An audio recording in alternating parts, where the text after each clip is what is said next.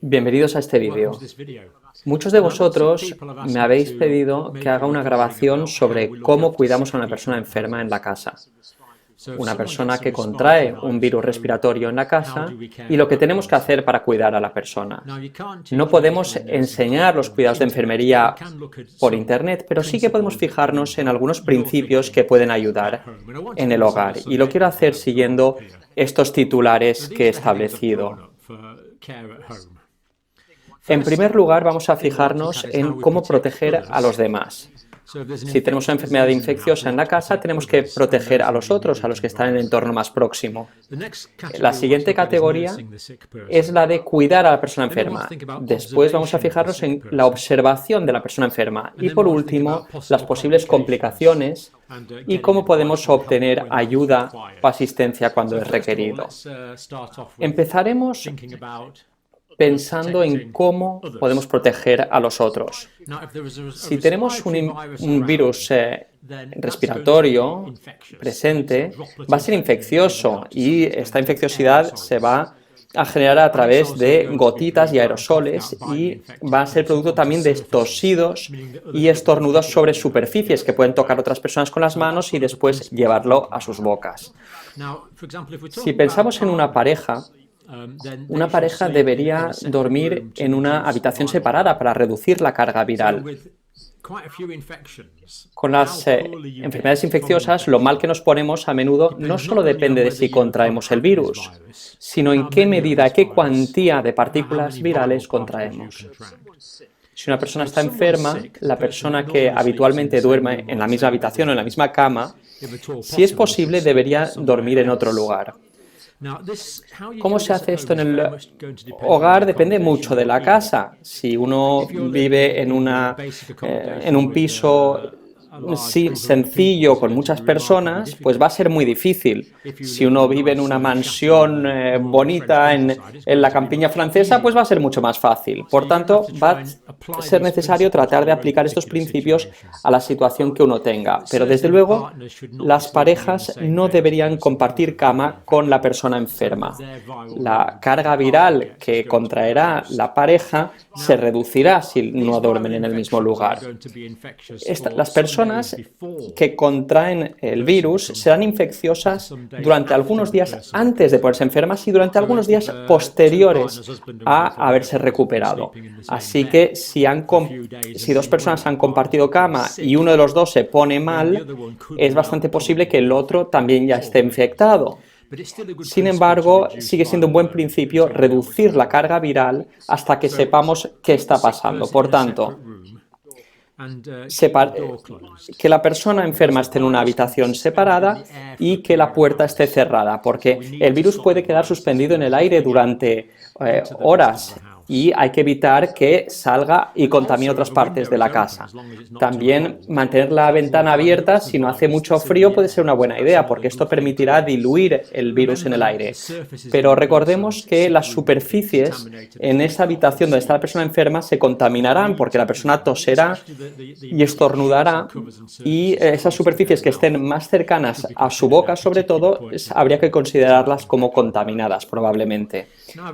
Si hace bastante calor, creo que recibir un poco de sol es una buena idea, porque recibir el sol sobre la piel va a activar la vitamina D. Así que eso sería una buena idea, si es posible. Para los adultos, desde luego, si hubiera sol aquí hoy, yo lo haría, pero no lo tenemos.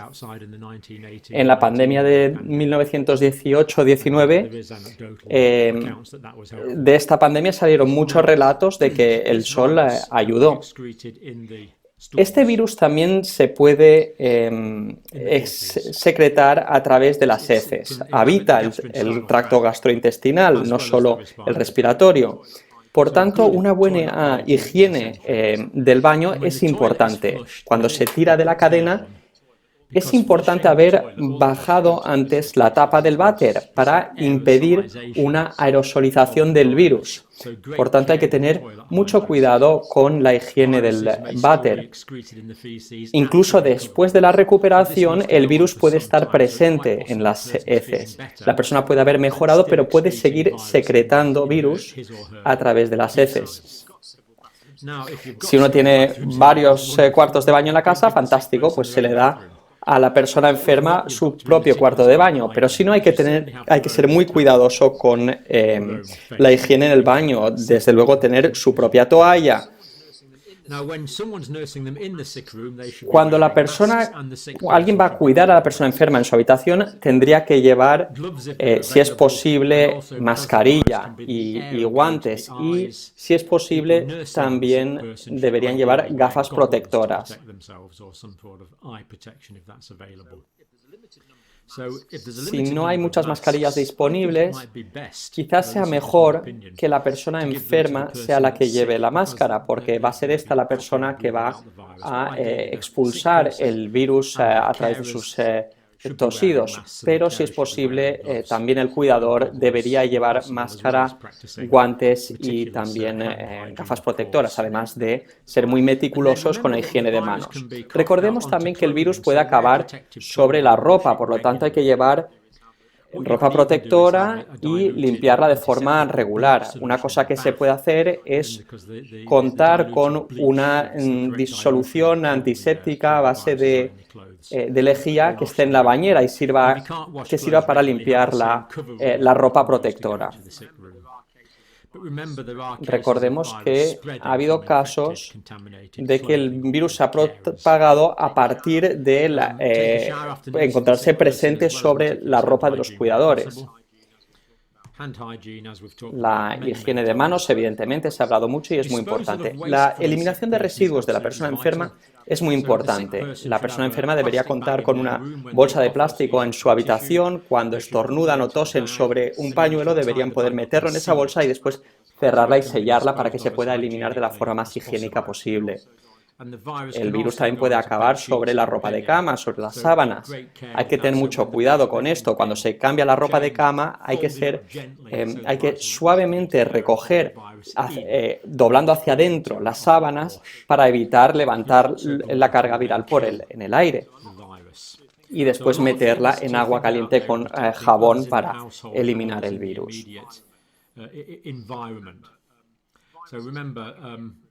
Recordemos pues que el virus también puede estar suspendido en el aire durante un tiempo, que si se abre la ventana el aire fresco permitirá diluirlo y esto es muy importante también. Pasemos ahora a hablar de los cuidados de la persona enferma como tal.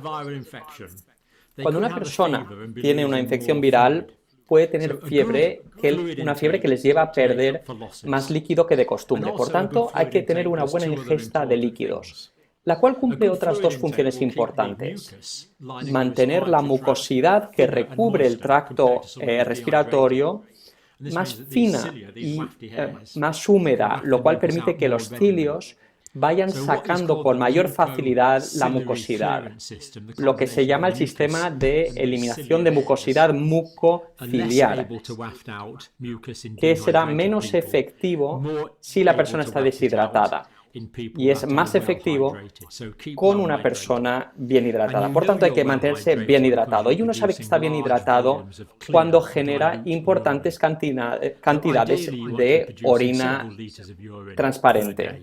Idealmente habría que generar varios litros de orina transparente cada día. Se está llevando a cabo una serie de ensayos que muestran que la vitamina C puede ser útil con algunas infecciones virales.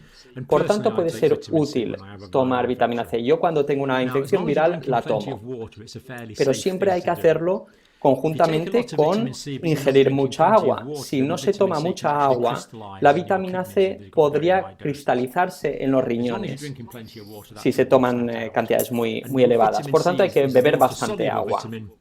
Es una vitamina hidrosoluble y si se toma en exceso se saca con la orina. Mucha gente se preocupa sobre la alimentación. Hace poco hablaba con una persona que se preocupaba por su marido que estaba enfermo, que no comía. Pero no pasa nada. Si uno está enfermo y quiere comer, que coma. Si no quiere comer, pues que no coma. Y esto es válido para prácticamente todo el mundo. A veces para los niños no, pero para los adultos Pues sí. En mi caso, si paso unos días sin comer, pues no me va a dañar en absoluto. De hecho, igual me va bien. Así que no hay que preocuparse por ello. Es normal ser anoréxico. Anorexia significa que la persona no tiene hambre. Cuando las personas están enfermas, es muy normal. Y es normal que el cuerpo se vuelva catabólico. Catabólico significa que el cuerpo descompone las cosas. Por tanto, grasas, proteínas y carbohidratos almacenados son descompuestos cuando la persona está enferma para ayudar al cuerpo a luchar contra la infección. Podríamos pasarnos los próximos 6 meses hablando de la gestión de la fiebre. Y yo no me voy a mojar diciéndoles lo que tienen que hacer con la fiebre. Pero yo sí que les puedo decir lo que hago yo. Si yo tengo una infección viral, no trato de reducir la fiebre. Si una persona llega a un hospital, tenga la infección que tenga, se les toma la temperatura. Y a menudo esta temperatura es normal. Y yo siempre pregunto, ¿cuándo tomaste paracetamol o ibuprofeno por última vez? Porque si han tomado cualquiera de los dos, puede ser que la fiebre esté ausente, aunque tenían una fiebre antes de tomar el paracetamol o el ibuprofeno. En las infecciones respiratorias virales, creo que bajo ningún concepto hay que tomar ibuprofeno porque es antiinflamatorio. Y el paracetamol reducirá la temperatura y hará que uno se sienta mejor, pero siempre me gusta recordar que la razón por la que la temperatura ha subido es debido a un mecanismo del cuerpo, porque el sistema inmunitario funciona mejor con una temperatura elevada. Mi opinión es que si reducimos la temperatura estamos reduciendo la eficiencia del sistema inmunitario. Nos sentimos mejor, pero se puede prolongar la enfermedad y puede haber un mayor riesgo de complicaciones. Esa es mi opinión. Recordad que la fiebre es la respuesta natural del cuerpo. A menudo me preguntan cuándo es demasiado elevada la temperatura, pero en la mayor parte de enfermedades virales la temperatura no se va a poner demasiado elevada. Mientras esté por debajo de 40, yo no me preocuparía en el caso de adultos. Algunas personas se asustan mucho pensando que la temperatura va a aumentar y aumentar y aumentar y va a acabar por matar a la persona, pero en realidad hay un mecanismo de autorregulación de la fiebre en casos de las enfermedades virales. Mientras mi temperatura no suba por encima de 40, yo no haría nada para reducirla porque lo que está haciendo esa fiebre es mejorar la eficiencia de mi sistema inmunitario. Hay que mantenerse calentito porque esto hace que el entorno sea menos agradable para el virus y también hace que nuestro sistema inmunitario funcione mejor. También el caso de las enfermedades bacterianas, porque recordad, en el caso de estas enfermedades respiratorias virales, siempre existe el riesgo de una enfermedad bacteriana secundaria. En cuanto a la postura, cuando tenía 18 años aprendí que una persona con una infección del pecho tenía que estar sentada. Siempre se ha dicho que si la persona está tumbada, es más probable que desarrolle una neumonía. Hay que levantar a la persona que esté con los almohadones, siempre y cuando la sangre llegue bien al cerebro y que no se mareen. La mejor postura es estar sentado, ayuda a la respiración y ayuda también a la tos y la expectoración. Algunos estudios han mostrado que el drenaje pulmonar funciona mejor si la persona está tumbada boca abajo. Por tanto, entre estas dos posturas, alternar entre las dos puede ser la mejor opción, siempre buscando la postura en la que se respira mejor. Pero lo que hay que evitar es pasar mucho tiempo tumbado boca arriba si tenemos una infección respiratoria. No sé si tengo algo más que decir sobre los cuidados del enfermo. Si tenemos tratamientos específicos, fantástico, pero en la mayor parte de las enfermedades respiratorias virales, desgraciadamente, los tratamientos específicos son limitados. Si existe, evidentemente, pues adoptadlo. En cuanto a las observaciones del enfermo, esto es muy importante. Las observaciones, no se trata tanto de las observaciones como tal. Hay que ver qué significa esto de las observaciones. Bueno, está la temperatura, el pulso, la frecuencia respiratoria, lo que llamamos el TPR, temperatura, pulso, frecuencia respiratoria, la presión sanguínea y la saturación de oxígeno. Lo que nos importa es ver las tendencias. Por ejemplo, si tenemos una tasa aquí y aquí tenemos el tiempo y vemos que la frecuencia respiratoria está subiendo. Esto sería una observación muy importante. Estamos observando una tendencia. La observación de las series son muy importantes porque nos muestran tendencias. Creo que la mayor parte de estamos en condiciones de tomarnos la temperatura. Yo tengo este termómetro electrónico que ahora son bastante baratos. Hay distintos tipos de termómetros electrónicos hoy en día que son fáciles de adquirir. Siempre hay que contar en casa con algún dispositivo para tomarse la temperatura. La mayor parte de las personas pueden encontrarse el pulso. Tenemos uno aquí en la muñeca, si tenemos aquí el pulgar, aquí tenemos un hueso, un tendón aquí. Y si ponemos los dedos aquí en línea y apretamos, se trata de la arteria radial y la podemos sentir apretando. Y los pulsos son como cualquier otra cosa. Con la práctica, pues mejoramos. En cuanto a la frecuencia respiratoria, una respiración es una inspiración y una expiración. Muchas personas tienen máquinas que miden la presión sanguínea en casa. Y también para la saturación de oxígeno hay que contar con un medidor de saturación de oxígeno como este. Hoy en día son bastante baratos. Creo que pagué unas 20 libras por este. Y me da pues mi pulso en estos momentos, así como la saturación de oxígeno. Mi pulso en estos momentos, a ver, se estabiliza ahí en 73, digamos 73, y mi saturación de oxígeno es del 98%. Ese es un buen valor. Entre 96 y 100 es lo normal. Mientras esté por encima de 94 no nos solemos preocupar demasiado. Ese es mi valor de saturación de oxígeno, pero hace falta contar con una maquinita de estas y no hay razón por la que no se tenga una en casa. Se puede encontrar fácilmente online. La frecuencia respiratoria debería estar entre 12 y 20. En muchas infecciones es el indicador clínico más importante. Solo contar la respiración de la persona, una inspiración, una exhalación, 1. Eso es muy importante. Por otro lado tenemos el volumen y color de la orina, porque hay que garantizar que la persona está bien hidratada. La orina tiene que ser clarita, significa que los riñones están funcionando bien y que la persona está bien hidratada, y ya sabemos por qué es importante. Si bebemos mucha agua y generamos mucha orina, los riñones están muy contentos. De hecho, los riñones tienen que trabajar más para generar cantidades pequeñas de orina. Es un poco contraintuitivo. Pero si bebemos mucha agua, se lo ponemos fácil a los riñones. Por tanto, cuanto menos orinemos, más tienen que trabajar esos riñones. También es importante registrar el progreso del estado del enfermo desde el primer día de síntomas. Habría que tomar unas notas, ¿no? Tenemos el primer día, el día de los primeros síntomas. Habría que apuntar el segundo día, iríamos apuntando el estado de la persona, las distintas observaciones día por día. Recordemos, el día 1 es el primer día de síntomas. Y si hay que llamar a un médico o hablar con alguien, es de mucha ayuda contar con este esquema, con las distintas observaciones. Es algo muy útil. Tenemos vídeos en esta serie que se fijan en esto en mayor detalle.